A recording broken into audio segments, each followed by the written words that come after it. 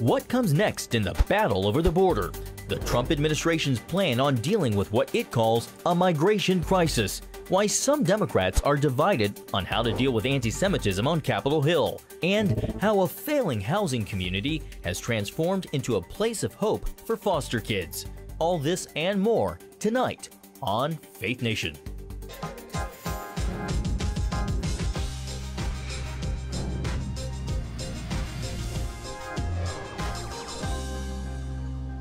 The battle over the border takes center stage in Washington. Welcome to Faith Nation. I'm John Jessup. And I'm Jenna Browder. Well, the numbers at the border are stunning as we are learning more from dual House and Senate hearings on Capitol Hill this week. Homeland Security Secretary Kirstjen Nielsen testified today, saying some parts of the border are seeing a 300% rise in migration. CBN White House correspondent Ben Kennedy joins us from the North Lawn. Ben, the administration says this is an issue that needs action in right now. Yeah, John and Jenna, you're right. Secretary Nielsen called the current projections dire. She says it is a crisis, and border officers are on track to apprehend 1 million people this year. The current system isn't working. That's because it's not designed to handle the record number of people at the southern border. Homeland Security Kirstjen Nielsen broke down the stats to Capitol Hill lawmakers. She said border arrests spiked to nearly 75,000 people last month alone. That's up 80% over the same time last year. These increases will overwhelm the system entirely. This is not a manufactured crisis. This is truly an emergency. The Customs and Border Protection Commissioner says his agency is at a breaking point. We are facing alarming trends. The trends are caused, he said, by criminal organizations exploiting U.S. immigration laws. This increased flow presents, currently at our highest levels in over a decade, both a border security and a humanitarian crisis. Do you know how much the smugglers charge people to get across the border generally? So it varies. Our estimates, and then most recently as last week, what we heard from Mexican counterparts is about $6,000 a migrant. It's more for families. These staggering numbers are a major reason President Trump declared a national emergency at the border. Nielsen says we need more manpower, technology, and border barriers to combat the crisis. Have you advised the president on his emergency declaration? Have you given him the grounds for this emergency declaration in the context of what emergency means? What I have done is I've given him all the facts. But the commander-in-chief is getting congressional pushback, including the Republican-controlled Senate, which could block the president's declaration. Critics argue it's an abuse of authority and warn it would open a door for future presidents. I think what is clear in the Senate is there will be enough votes to pass the resolution of disapproval. The Senate is expected to vote in the next 2 weeks. If they vote as expected, the president will veto it. It is highly unlikely Congress will have enough votes to overturn that veto. But in the meantime, Secretary Nielsen warns border crossings are only going to increase as the weather warms up. Ben Kennedy, CBN News, the White House. All right, thank you, Ben. And CBN News contributing correspondent Chuck Holton joins us now with more to talk about his experience on the southern border. Chuck, good to see you. Good to see you, too. Chuck, these numbers are a bit of a reversal from what we've long been hearing, but you've reported in depth from the border. Does this uptick in numbers surprise you? Well, it doesn't surprise me because there are two factors that you have to look at when you figure out how many people are going to be coming to the border. And I think that we have not done the best job as the U.S. media in explaining to people that this is not a caravan or a series of caravans. This is a pipeline that is moving north all the time from South America and Central America into the United States. And what you have to look at are the pull factors and the push factors. What pulls people to come to the United States and what pushes them out of their homes where they are now. And right now, the pull factor, the biggest pull factor is, and I live in Latin America, so I mean, I hear this all the time. People know that the Democrats in Congress in the United States are on their side and are doing everything they can to make it possible for them to get into the U.S. And they're taking advantage of that now to try to get in while the getting's good. Chuck, how much do you think an actual physical wall would help the situation? There's no doubt that a physical barrier would work, and all you have to do is look at the situation in the Gaza Strip, for example, in Israel. They put up a 30-foot concrete barricade that can't be climbed, and it reduced the number of people trying to get across there, even trying to get across, to almost zero. Now, a double-layer fence is better than a single-layer fence. A 30-foot tall barrier is better than a 20-foot tall barrier, and so on. That doesn't mean it's going to reduce it to zero, but in the places like in San Diego, where they put up a double fence, a double barrier fence, they have reduced the number of people coming across there by a huge amount. And all you have to do is ask Border Patrol agents, do you want a wall? Do you want a barrier? And they say, absolutely, because this will allow us more time. And time equals safety. Chuck, it used to be single men who made up the bulk of illegal immigrants crossing the border. Now it appears to be families with children. You actually interviewed people who were part of that migrant caravan, and you just hinted towards these push and pull factors. Can you talk about the humanitarian side of this debate? What's driving people to flee their home countries? And what are the ways to balance the ideas of justice and compassion? Okay, so they're leaving their home countries because they think that they can come to the United States and get a better life. The vast majority of the people I talked to were what you would call economic migrants. They're people looking for better jobs, better wages in the United States.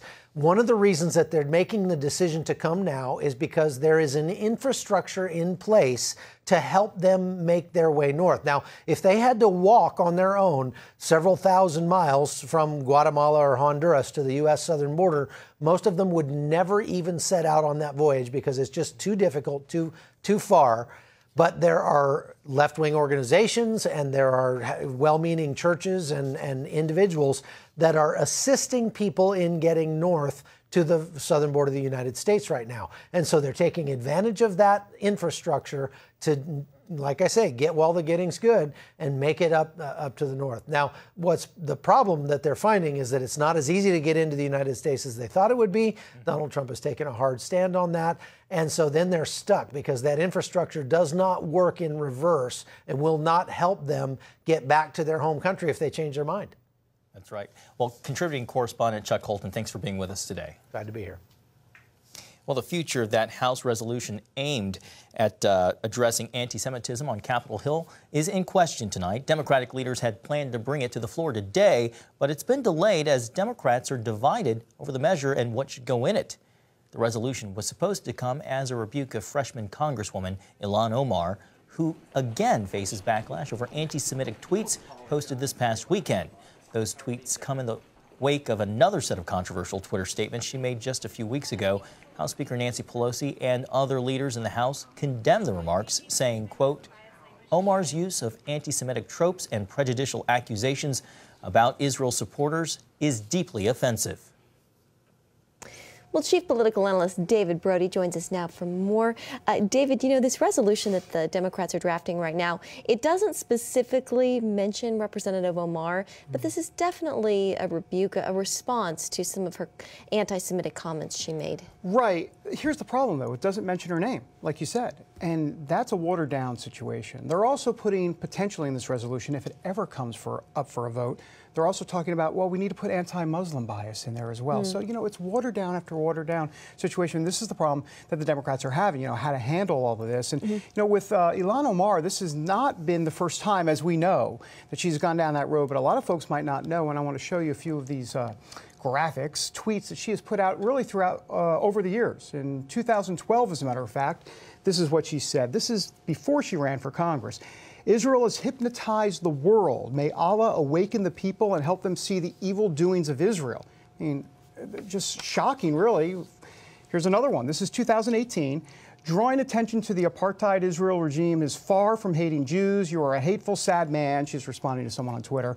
I pray to Allah that you get the help you need and find happiness. And then finally, she got ripped for this because she was apparently mocking Christians like Mike Pence by saying, Jesus take the wheel, hashtag border wall. That was during that Nancy Pelosi, Chuck Schumer, Donald Trump, Oval Office meeting. Anyhow, the point is that she has a history of this. We'll see what happens in the future. You know, some of the older, more rank-and-file Democrats, they're not too pleased with a lot of this anti-Israel rhetoric that these freshman congressmen are throwing around. This is creating a huge divide in the Democratic Party. It really is. And if you look at the polling on all of this, roughly these moderate Democrats, I call them moderate. Okay, they're more liberal, but compared to Alexandria Ocasio-Cortez and Ilhan Omar, they're moderate.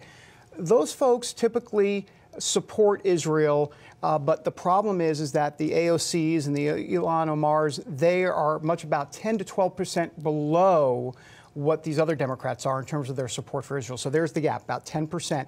And that's a big part of the fissure within the Democrat Party. Yeah, some like Representative Hakeem Jeffries are trying to kind of turn the table here and blame this, all of this anti-Semitic rhetoric and this whole catastrophe really on President Trump, saying that he's kind of started all of this with his some of his hateful language, tweets that he puts out. Do you think this argument holds water, David? Not at all. I mean, once again, blame Trump, right? I mean, he's been responsible for what? Hurricane Florence, I think, at one point. Now he's responsible for the rise of anti-Semitism. I mean, don't give him that much credit, folks. Look, no, that's ridiculous. Anti-Semitism has been around from the beginning of time. So the fact that Donald Trump came on the scene and all of a sudden Ilhan Omar is now tweeting this type of stuff, she would have tweeted it anyhow. We know that because she's continually repeated the same mistakes. And Jenna, here's the bottom line in all of this. Ilhan Omar will be back in the news. You can bank on it in 2 weeks, a month, month and a half. But those tweets will continue to come. There's going to still be problems. She's not going away. She feels emboldened, just like the Tea Party did in 2010 when they were coming into power, so to speak, or they were coming into Congress and they were challenging the GOP establishment. AOC, Ilhan Omar, Rashida Tlaib, they're all challenging Speaker Pelosi in a pseudo sort of way. And they're not going away. She will not be silenced, and that's a problem for her. I think it could cost her. David, do you think there'll be any repercussions for her if she continues down this path? She is, of course, a member of the House Foreign Affairs Committee. Could she be pulled from that? And a lot of people are putting the pressure on Speaker Pelosi to take action. That is a great question because, yes, I think the Foreign Affairs Committee seat could indeed be pulled from her. That would be a first step. And then ultimately, if she Would Pelosi do it, though? Well, I think she would because she doesn't want this to be a distraction. I mean, at this point, it's all about, right, it's all about Trump and trying to, make sure 2020 goes as smoothly as possible. If this becomes a big distraction, it already is a problem. But if it becomes even bigger, that's not good for her, the Democrats. And it's always about party first. Okay. All right. David Brody, thank you. Thanks, Shanna. Well, the president is reversing himself on his military policy in Syria. He's now saying a small group of U.S. soldiers should stay in Syria. In December, he stunned the world, even his own generals, by announcing the immediate withdrawal of all U.S. troops from the country. The announcement caused then Defense Secretary Jim Mattis to resign. Now, in this new handwritten note to lawmakers, the president agreed that 200 peacekeeping troops should remain in Syria, writing all is being done to make sure ISIS does not make any gains there as American forces leave. Well, as it stands now, ISIS is seemingly days away from defeat inside Syria. Meanwhile, America's strongest allies in the fight against the Islamic State hope they won't be abandoned once the battle's far over. Chris Mitchell reports from northeast Syria. That's a sound of victory as one of the final ISIS weapons depots goes up in flames. One more sign the end of the Islamic State Caliphate is near. While the U.S. provides air support, this prolonged fight has also required boots on the ground. In 2015, the city of Kobani was the epicenter in the battle against the Islamic State. Nearly 4 years later, you can still see much of the destruction. It was also the beginning of the U.S.-led coalition to defeat ISIS. Those fighting alongside U.S. troops are a team of Kurds, Arabs, Christians, and others called the Syrian Democratic Forces, or SDF. This alliance managed to repel ISIS attacks from Kobani and from Tel Aviv and other areas. And later, after the formation of the SDF, we managed to defeat ISIS terrorism from all north and east Syria. As the front line shifted to the south, these men and women paid a high price as they took back territory from the Islamic State. The Syrian people gave a lot of sacrifices. I think we have more than 9,000 or 10,000 martyrs who sacrificed their lives during the fight to defeat terrorism in the area. Aram suffered great personal loss. Personally, I know all of these friends. I lose them on the field. We were fighting together against ISIS, and we lose them in real sad occasions. We find that they are really our motivation to stand up every morning and fight again and win this war. They fought side by side, and now are buried side by side. Even Christians and Muslims. Reem Mardau takes care of this cemetery. They sacrifice themselves and give their souls to keep us in safety and at peace. And at least we can just take care of this cemetery for them. This is our duty. The living now fight for a new way of life here, where everyone is equal. It's the first time that we feel we can take our decision by our minds. It's the first time that we live in justice together. No one is better than me, I am no better from anyone here. Chris Mitchell, CBN News, Kobani, Northeast Syria. The fight to protect free speech on college campuses when we come back.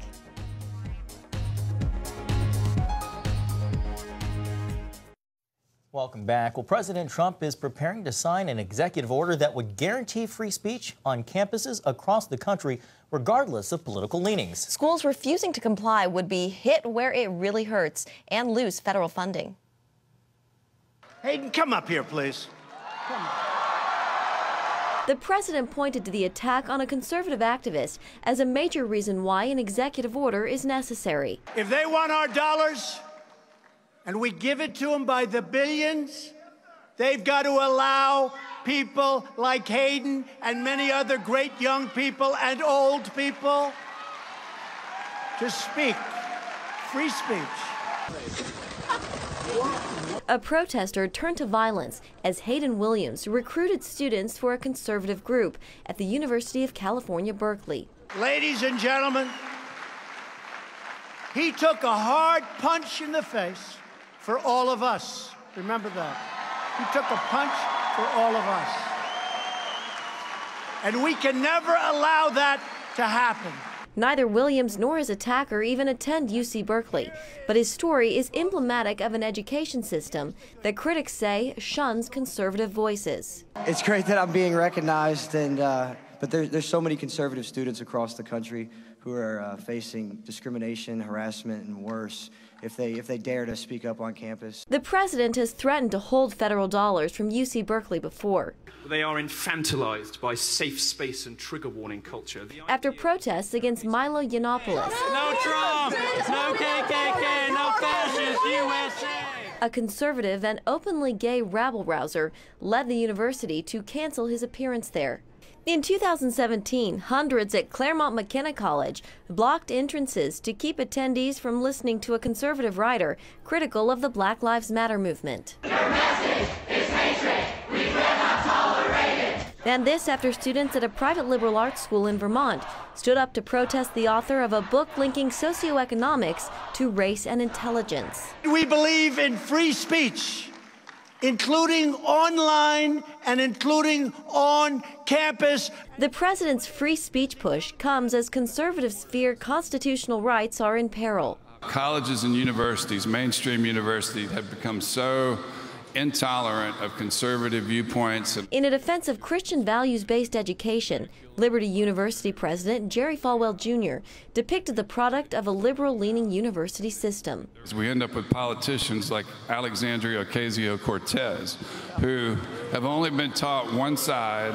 The freshman congresswoman from New York has become a symbol of liberalism. This last week in the School of Government, I had two students that came in and they were asking, hey, is there some way we can get Alexandria Ocasio-Cortez to come to campus and speak? Regent University's Stephen Perry says the school is open to liberal speakers. The university has in the past extended invitations to many lawmakers on both sides of the aisle. Perry supports the president's planned action on free speech with caution. With a different president, they could certainly say, well, you're not eligible for federal research funding. While the Christian University in Virginia does not accept federal funding, Perry says there could be other restrictions. Potentially a problem down the road is there could be some limitations on students getting federal money to help with tuition payments. And for more on college free speech, check out today's CBN News Daily Rundown podcast. Producer Gabe LaMonica talks with host Caitlin Burke about how this push from the president would help both conservative and liberal speakers. You can find the Daily Rundown on your favorite podcast platform or by going to cbnnews.com. It takes a village to raise a child. How one community has taken that idea to flight, helping foster kids in Florida. When a retired nun in Tampa took over what was once a failing housing development, she saw an opportunity not only to help provide affordable homes, but to also fulfill her dream of fostering children. That's right. Abigail Robertson brings us the story of New Life Village from Florida. It takes a village to raise a child. That's the motto here at New Life Village in Florida, a unique intergenerational community that's goal is to reduce the number of children in foster care and provide kids in need with a loving, stable environment. I want to empty the foster care system. I want to be part of a process that, and that's a call from God. Sister Claire answered that divine call with New Life Village. These kids have really been through a lot, and so it's like living at a YMCA. We have all these events. We have pool time and movie night and craft time and tutoring, and there's always something going on. The village doors opened in 2012 after a donor provided money to purchase a Tampa housing development sitting in foreclosure. I was hoping that an intergenerational community such as this one would be attractive to people who otherwise could not adopt or even foster children out of the foster care system. Her original plan was residents would either be parents of fostered or adopted children. There's so much support in this community that it's crazy, but it's what's gonna help me and other kids, so I'm grateful for that. I think it would be more difficult for us to foster if we were, at a place where we wouldn't have the support. Or retirees willing to care for the children or community. Of course, being in education all my life, it was a thrill to come here and be again with children. Then Sister Claire quickly realized this community could provide help on a wider scale. What God said is there are a lot of there are a lot of grandparents who are adopting and caring for their grandchildren, and they need a lot of support. So her vision expanded to include families like Antonia's, who needed low-income housing and help with grandchildren she was suddenly raising. It just blew my mind, but then again, I kind of knew and felt like, it was definitely all God. We automatically knew that God was taking us to a higher level. And he was using Sister Aline to do so. For me, Sister Aline is more than just a neighbor. She's actually my angel, our angel. Anytime, last minute, I can always call Sister Aline and know that she would always cover for the girls, for the boys, and has stayed with them numerous times. Vivian Bordeaux moved here after retiring from teaching and now tutors the kids. It gives me goosebumps when I think about I might make a difference in that kid's life. I might be the grandmother they were never able to have. I praise the Lord that I've been chosen to do this, and I really feel that way. She also helps Marquise Carter, a single parent raising his two nephews. It's important because both of my parents are deceased, and so my kids don't have a biological grandmother. So to have someone like Miss Vivian, someone like other residents here who take on that responsibility, give an extra hug, give a meal, come over here, let me love on you kind of thing, that's really important. Marquise told us many children here have been through trauma and need an understanding community. It's a soft place to land because life can be hard.